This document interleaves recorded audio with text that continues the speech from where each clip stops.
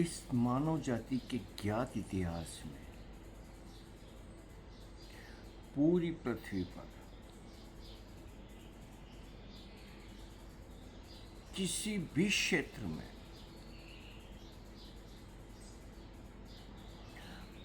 ओशो जैसा जीनियस पैदा नहीं हुआ। कई वैज्ञानिक हुए, दार्शनिक हुए, विचारक हुए, लेखक हुए, कई कलाकार हुए, बहुत सारे, लेकिन जब ओशो की नज़र से चीज़ों को देखते हैं, जिस नज़र से ओशो चीज़ों को देखते हैं, वैसी दृष्टि, वैसा विजन किसी में नजर नहीं आता। एक से एक समृद्ध हुए और ओशो के द्वारा हमें मानवता के लगभग अनेकानेक समृद्धों के बारे में जानने को मिला। पूरी पृथ्वी पर जितने भी हजारों हजारों सालों में समृद्ध हुए, ओशो ने सबको समसामयिक कर दिया आज की भाषा में, आज की अभिव्यक्ति में।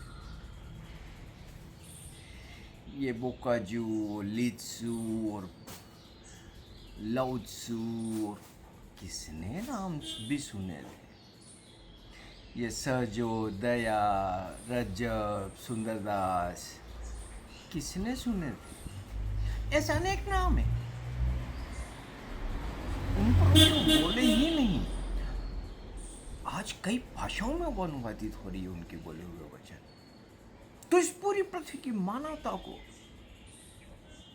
मनुष्य की श्रेष्ठतम जो गुणवत्ताएं होती है, उससे परिचित कराया। ललकारा मनुष्य, हर मनुष्य को कि तुम शिखर के लिए बने हो, कहां नीचे पड़ो।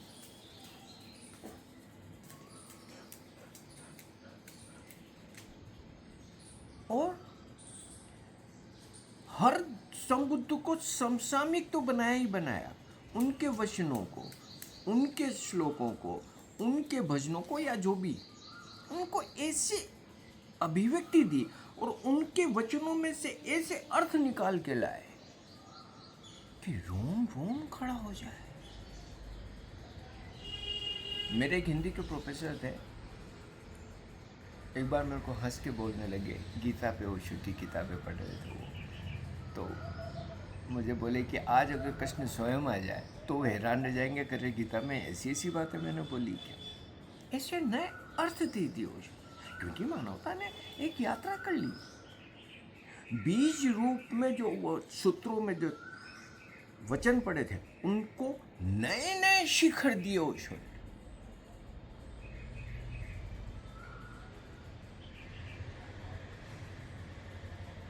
मुझे लगता है कि ओशो ने जो मानवता के लिए किया है, उसका आकलन करने में मानवता को हजारों साल लग जाएंगे, तब भी वो पूरा आकलन नहीं कर पाएंगे, क्योंकि ओशो जैसी ऊंचाई फिर कोई छुएगा और फिर इतने बहुआयामी कार्य का अर्थ निकाल पाएगा, ये मुश्किल काम लगता है।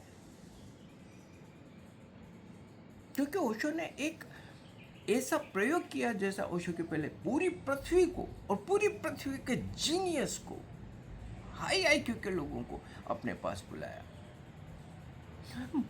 किसी ने कभी नहीं सोचा था ये बुद्धत्व, मोक्ष, अमृत, साक्षी, सजगता, ये वचन क्या थे। मनुष्य सिर्फ शरीर मात्र नहीं है, मन मात्र नहीं है, वो इन सब के पार इस परम सत्य का हिस्सा है।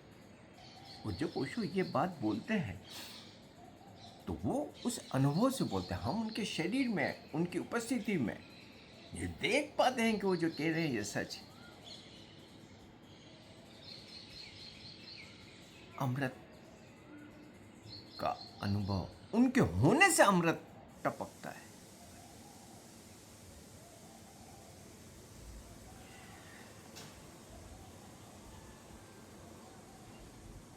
और फिर धर्म को या अध्यात्म को इतना वैज्ञानिक बनाना, साइंटिफिक,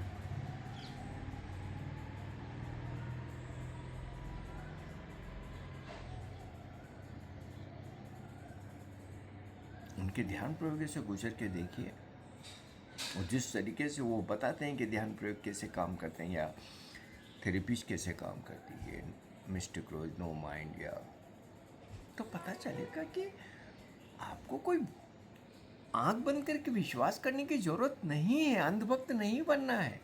खुद प्रयोग करो और अनुभव करो कि वो बात सच है कि नहीं है। आप पूरी तरह से अगर सक्रिय ध्यान कर लेते हैं तो क्या आपके खुद के जीवन में शांति नहीं आती है? आपके शरीर में से अकड़न नहीं निकलती है? आपके मन की ग्रंथियां शिथिल नहीं होती है? खुद करके देखिए ना भाई प्रयोग।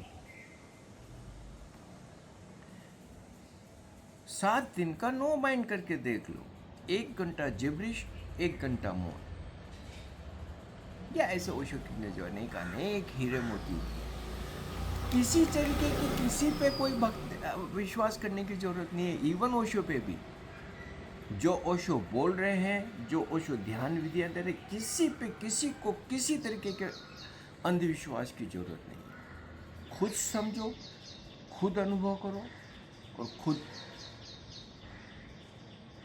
अपने अनुभव से अपनी कसौटी पे देखो कि हाँ यार ये सच है, ये व्यक्ति झूठ नहीं बोल रहा। ओशो को अंधभक्त नहीं बनाना है अपने पीछे। शर्म की बात हो जाएगी अगर ओशो के पीछे अंधभक्त खड़े हो जाए। मैं जब इन देवदत्तों को और इन लठ भारतीयों को और इन के खिलाफ पे बहुत बोलता और बोलता रहूँगा इसके पीछे कि ये इनके पीछे इन अंधभक्तों की भीड़ रही, जो ओशो के बहुत बड़ी बदनामी है। इससे बड़ा कोई मर्डर ओशो का नहीं कर सकता जो ये हरामी कर रहे हैं।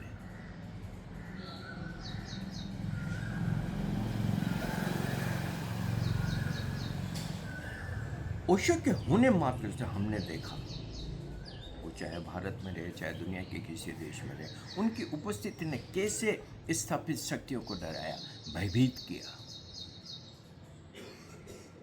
बुनियादें हिल गई, चूल्हे हिल गई, हर स्थापित शक्ति की। इन तटपुंजियों के होने से कुछ हो रहा है? ओशो के नाम से जिनने दुकानें खोली या ओशो के बिना नाम से, लेकिन हमें दिखता है कि ओशो को पढ़ के सदाचार और ये सब, क्या फर्क पड़ता है ये हो कि नहीं हो। ये जो सत्य को उपलब्धि व्यक्ति की जो शक्ति होती है हमने ओशो में देखी। और ओशो जब अनेक संबुद्धों के बारे में बताते हैं तो पता चलता है कि एक बुद्धत्व को उपलब्ध व्यक्ति क्या होता है, एक अमृत को उपलब्ध व्यक्ति क्या होता है। अब उसके लिए शरीर, मन और ये बाहर की चीजें अर्थहीन हो गई।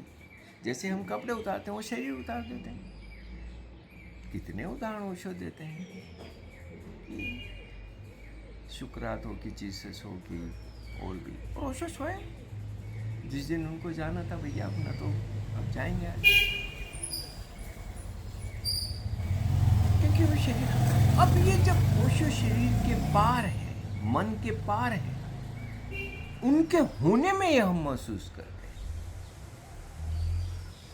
इवन आज उनकी फोटो देखो कि ऑडियो देखो कि वीडियो देखो कि उनकी किताबें पढ़ो, पता चलता है कि ये व्यक्ति हम में से एक तो नहीं है, ये कोई पारलौकिक संदेश लेके आया हुआ व्यक्ति।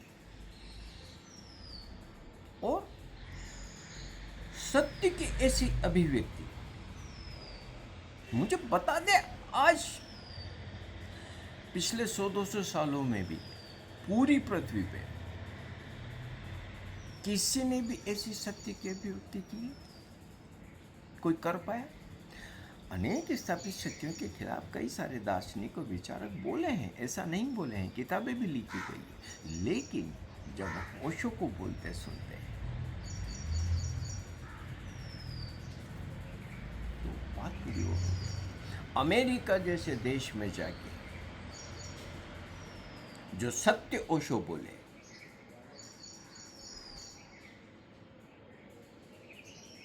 आज भी सुनो तो रोमांचित हो जाओ। और चुनौती दी अपने सत्य के लिए कि जिसको भी लगता है कि मैं गलत बोल रहा हूँ, बात कर लेते हैं, तुम्हारी जगह पे आके बात कर लेंगे। थी हिम्मत किसी की, साहस थी कि चुनौती कोई ले पाता। मैं इन तटपुंजियों की ओशो से तुलना करूंगा भी नहीं। हो सकता है कि राजा भोज और गंगू में तो कोई तुलना की भी जा सके, लेकिन कहाँ ओशो और कहाँ ये सड़े धरे देवदत्त और भद्दे सड़े अचार और ये सब मैं तुलना नहीं कर सकता। लेकिन एक जो भी थोड़े बहुत लोग इनके पास जाते हैं या जिनकी भी थोड़ी रुचि इस विषय को जानने में, इनमें किसी में साहस दिखता है? किसी की है हिम्मत किसी सत्य शक्ति के ऊपर एक शब्द भी बोलने की? आज अगर कोई कल्पना करो कि ओशो होते शरीर में, तो जो कुछ इस देश में हो रहा है, क्या उस पर ओशो चोट नहीं करते? है किसी की साहस? बोल के देख ले। ये होता है सत्य को उपलब्ध व्यक्ति में और वासनाग्रस्त व्यक्ति में फर्क।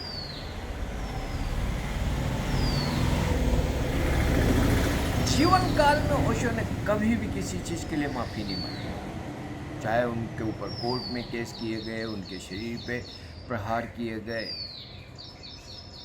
जो बोला वो बोला, और उस अपने बोले के साथ हमेशा ना खड़े रहे। कभी अरे नहीं मेरा ये अर्थ नहीं था, मेरा वो अर्थ नहीं था, या मैं बोला इसके लिए माफ़ी चाहता हूँ। ये शैलेंद्र ने माफ़ी मांगी।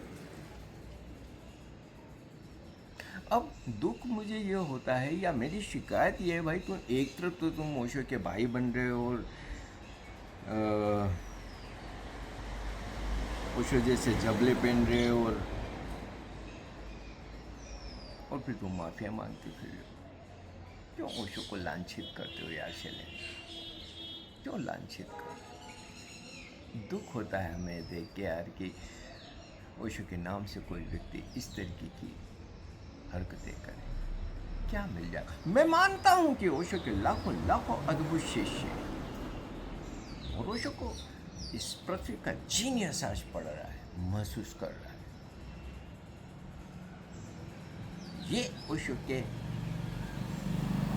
शिष्य ये हैं जो ओशो की सत्य की मशाल को आगे लेके बढ़ के जाएंगे। ये टटपुंजिए नहीं।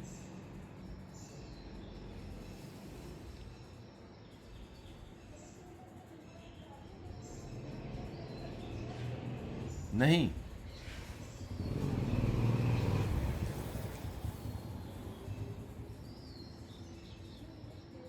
तो अब मैं ये भी मानता हूँ कि जब ओशो जैसी एक इतनी बड़ी प्रतिभा आती है, उनके होने में इतना बल होता है, तो ये जो चालाक लोग होते हैं, शातिर लोग होते हैं, वासनाग्रस्त लोग होते हैं, लोभी लोग होते हैं, वो फिर उसका दुरुपयोग करते हैं अपनी वासनाओं को पूरा करने के लिए। अब आप देखो कि ये सड़ा अचार हो, कि ये देवदत्त हो, कि ये जो जितने भी लोग हैं जो ओशो के नाम से जो शिविर लेते फिर रहे और पता नहीं क्या क्या करते फिर रहे, अगर इनके जीवन से ओशो निकाल दो तो इनको पूछे कौन? ये तो आम लोगों से भी सड़े गले लोग, कोई इनको 2 रुपए नहीं दे, लाखों रुपए इनको मिल रहे, करोड़ों मिल रहे हैं। जिधर देखो उधर आ रही है भीड़, चल रही है उनकी दुकानदारी। तो ये सब इनको मिल तो ओशो के नाम से रहा है। जो भी, मैं तो जब भी किसी का नाम सुनता हूँ या किसी का कुछ सुनता हूँ तो वो ओशो के वजह से। मेरे को ये हैरानी होती है कि भाई अगर तुम्हें कुछ उपलब्ध हो गए, कुछ हो गए, तो छोड़ो ना भाई ओशो का पीछा। क्या ओशो को किसी सहारे की जरूरत पड़ी? क्या ओशो को किसी के कंधे पे चढ़ने की जरूरत पड़ी? क्या ओशो को ये कहना पड़ा कि मैं बापूलाल जैन का बेटा, या मैं शैलेंद्र का बड़ा भाई? उनका अपना सत्य था, और वो सत्य के ऊपर अपनी अभिव्यक्ति दी, अपना होना दिया, और दुनिया भर के लाखों लोग उनके पास में आए।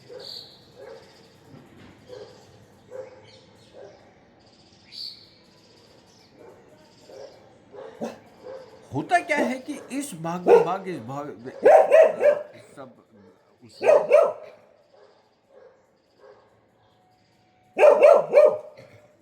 ओशो जो एक आम लोगों में छवि बनी थी। अब कल्पना करो कि अगर ये सारे जितने तटपुंजी ओशो के नाम से दुकानें खोल के बैठ गए नेपाल में और भारत में, अगर ये नहीं होते और सीधा ओशो संवाद कर रहे होते इस मानवता से, अपने ऑडियो से, वीडियो से, किताबों से, तो ओशो की छवि कैसी होती और इन तटपुंजों ने ओशो की छवि कैसे बना दी। जो लोग ओशो को नहीं जानते हैं, ओशो को नहीं समझते और इन तटपुंजियों को देखते हैं पॉडकास्ट में या टीवी चैनल्स पे, इस पे, तो देखते हैं ऐसे दिखते हैं। कहाँ टट्टी में खींच लाए ये तटपुंजे लोग ओशो। शर्म नहीं आती इन लोगों को यार।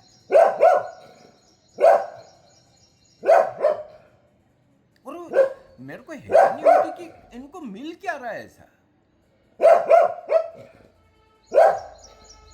ओशो के अनेक शिष्य जो अनेक तरीके की सांसारिक समस्याओं से जूझ रहे, लेकिन वो तो समझौता नहीं कर रहे। मर जाएंगे तो मर जाएंगे, उससे क्या हो जाएगा? क्या अपने सदगुरु को बेचेंगे अपने किसी चीज के लिए, अपनी किसी जरूरत के लिए? शर्म की बात है यार ये। क्यों करेंगे ऐसा?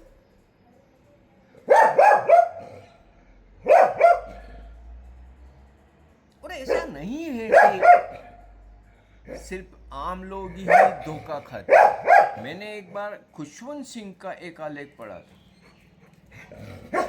तब ये तटपुंजे आस्था चैनल पे आते थे।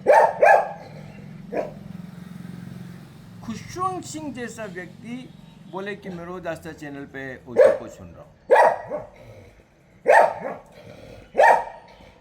अनुमान भी है कि कितना बड़ा गुनाह करते हैं ये। अब कहाँ ओशो की अभिव्यक्ति, कहाँ ओशो का होना और कहाँ ये सड़ा कद करेला।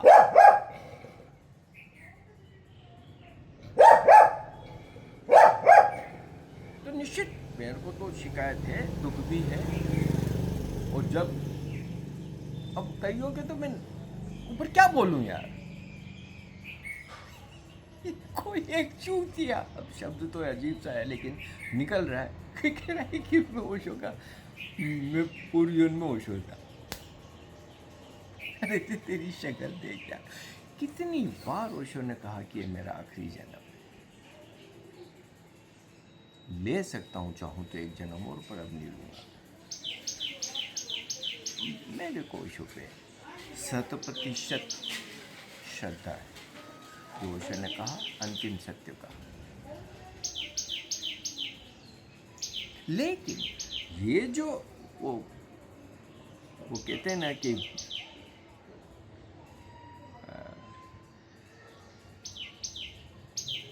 गिद्ध कितने ऊंचा उड़े लेकिन उसकी नज़र तो कचरे पे पड़े मरे जानवर के ऊपर होती है।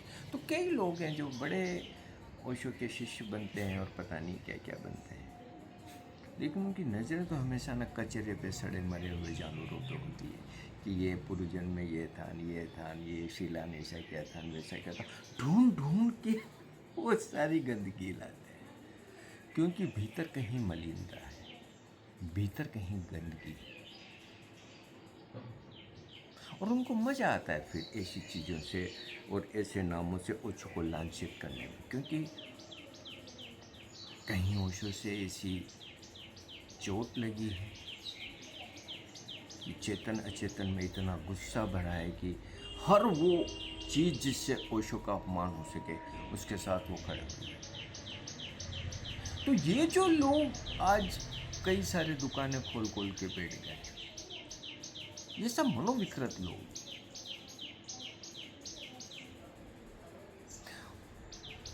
ओशो ने हमें ऐसा नहीं बनाया, ओशो के आसपास हमने ये सब नहीं देखा।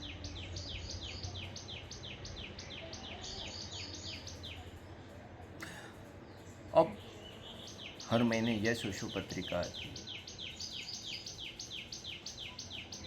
एक जो ओशो को जीने वाला व्यक्ति है, जीनियस है, ओशो को समर्पित है, ओशो से जिसे उस परम के स्वाद मिले,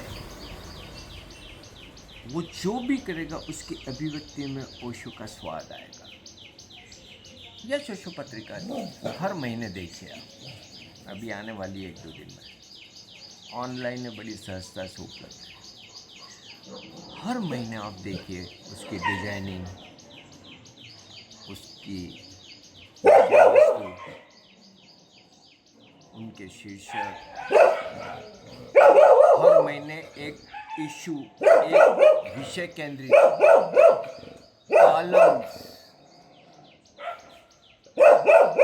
ओशो के अथाह सागर में से समसामयिक चीजों को ढूंढ के निकाल के उस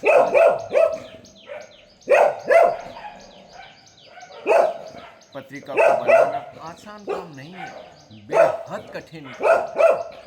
एक छोटे से विषय पे ओशो कुछ बोले, उसको ढूंढने में घंटों लगते हैं। तो हर महीने किसी एक विषय पे ओशो का बोला हुआ ढूंढ के लाना और फिर उसकी इतनी सुंदर पत्रिका बनाना। अब ये जो ओशो पत्रिका बन रही है, इस मानवता के लिए हजारों सालों तक रिकॉर्ड रहे। आने वाली कई पीढ़ियां इन इशू को देखेगी और देखेगी कि ओशो के टाइम पे क्या क्या हो रहा है। ये जो तटपुंजी है, ये मौसमी फूल आज कल नहीं रहेंगे, रहेंगे ओशो, रहेंगी ओशो की अभिव्यक्ति, रहेगा ओशो का सत्य।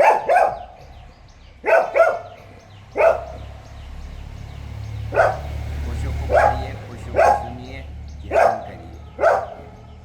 इन तटपुंजियों के पास अपना समय खराब मत करिए, जरा भी समय खराब मत करिए।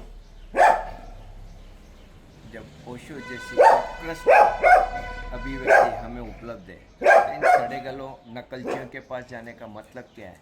क्यों जाना चाहिए? हमारे चैनल को सब्सक्राइब करें, लाइक करें, निश्चित रूप से आर्थिक मदद करें अगर कर सकें।